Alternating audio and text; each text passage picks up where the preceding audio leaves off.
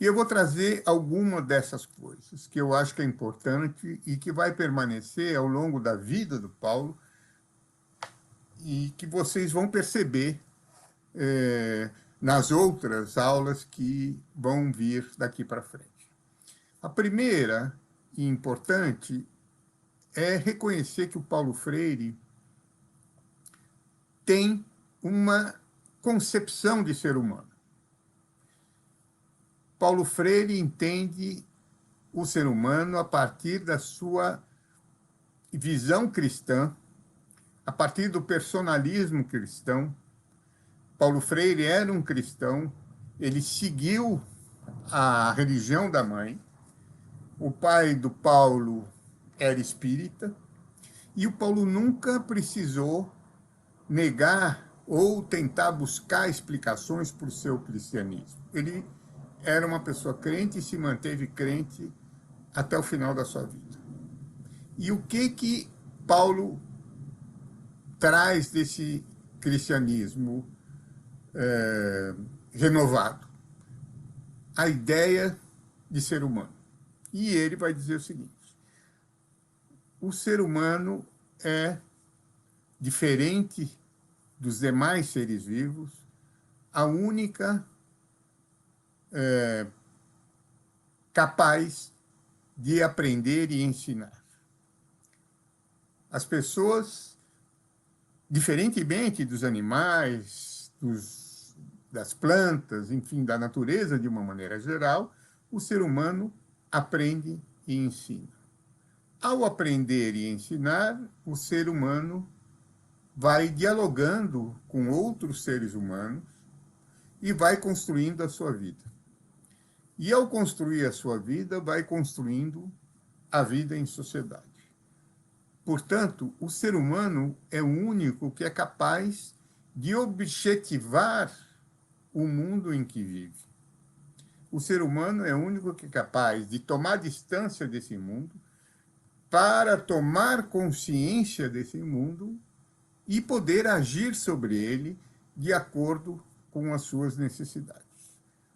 Por isso que o Paulo fala tanto em diálogo. Diálogo entre saberes, diálogo entre pessoas, diálogo com a natureza e diálogo com valores. Valores que, no caso do Paulo Freire, são valores que advêm do cristianismo. Um segundo elemento importante, já ressaltado aqui pelo Dimas, é a relação que ele traz de educação e cultura. Paulo Freire nunca separou educação da cultura. Por isso, como bem mencionou a Nima, os cartazes do Brenan, que estão no final do Educação como Prática para a Liberdade, e que mostram esta relação da educação com a cultura. Não a cultura apenas como uma produção artística, mas a cultura como uma produção humana, uma cultura realizada pelo ser humano nesta relação que ele tem com a natureza, por exemplo, ao transformar essa natureza para construir uma mesa, para construir um copo, para construir um arco e flecha para caçar. Isso é tudo cultura, esse bem material, como também o pensamento que vai sendo realizado por essa reflexão e essa tomada de consciência que Freire diz. Então, para Freire, não há saber mais, não há saber menos. Para Freire, há saberes diferentes. Portanto, o diálogo se dá entre saberes diferentes e é através desse diálogo que se vai construindo a possibilidade de reflexão e de construção da vida de cada pessoa. O terceiro elemento extremamente importante em Paulo Freire é o valor que ele dá à escola. Veja bem, Paulo Freire vai estudar numa boa escola, graças à força que a sua mãe lhe trouxe buscando uma bolsa de estudo. Ele vai estudar numa escola, um colégio Oswaldo Cruz, né, uma escola das elites no Recife, e ele vai ter uma boa escola, e ele respeita muito essa boa escola. E vai trabalhar em escola, vai trabalhar no SESI, vai trabalhar na universidade, vai apoiar projetos de alfabetização, que são projetos, alguns escolares e outros no âmbito da educação popular, como no movimento de cultura popular, né? Isso é muito importante reconhecer, porque apesar do Paulo ser muito crítico em relação à escola, como ele foi em Pedagogia do Oprimido, que ele vai escrever em 68 e posteriormente publicar em 70, ele respeita a escola. E muita gente pensa que o pensamento do Freire é só para processos não escolares, de educação popular. Ao contrário, são as duas coisas. E certamente é a unidade entre o não escolar, o popular e o escolar, constituindo uma escola popular, que foi o seu objetivo quando ele foi secretário de Educação, o grande desafio e o grande legado que Paulo Freire trouxe para nós. Um quarto elemento muito importante também é a relação entre educação e política. Paulo Freire vai viver em momentos de extrema polarização política. Esse período pré-64 é muito parecido com o que nós estamos vivendo, muito polarizado como nós estamos vivendo. Paulo Freire, como educador, procurava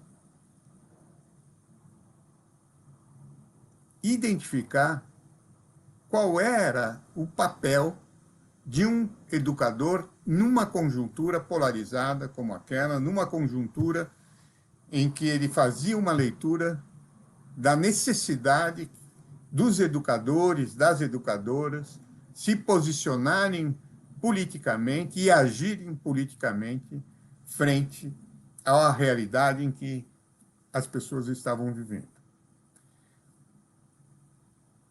O que Paulo nos traz são três dimensões dessa relação entre educação e política.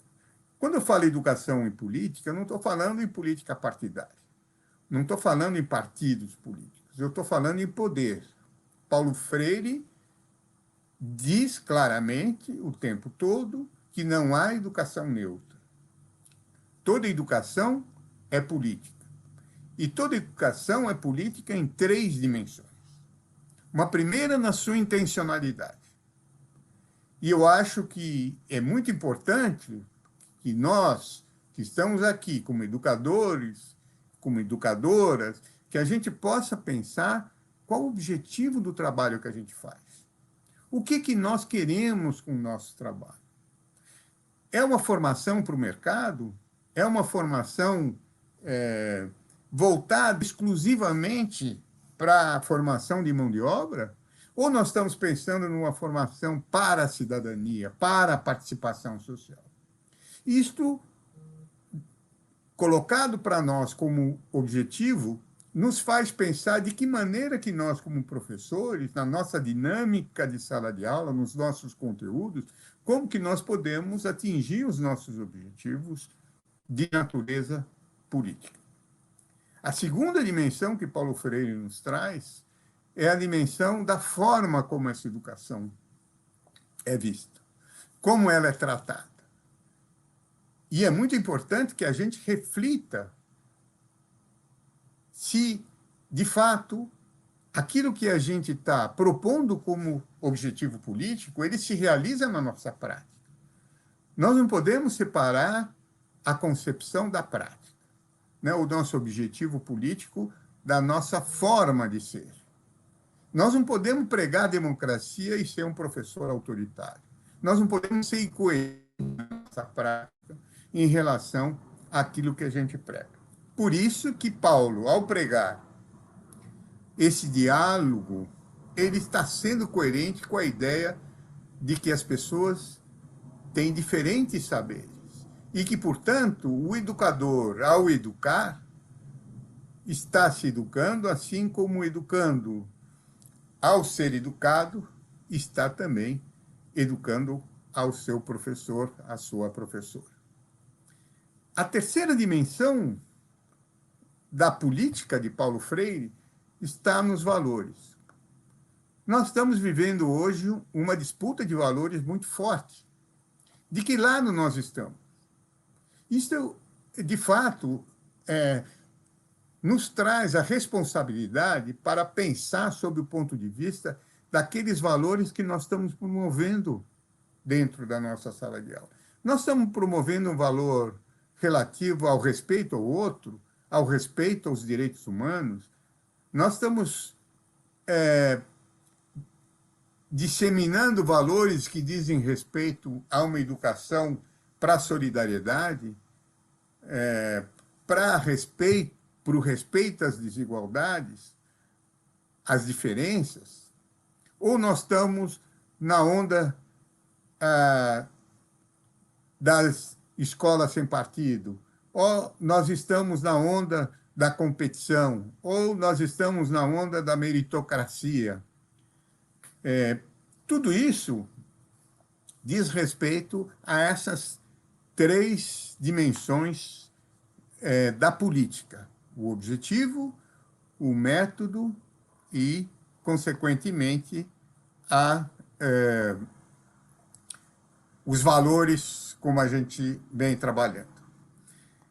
Finalmente, mais dois elementos importantes. A primeira delas é a opção que Paulo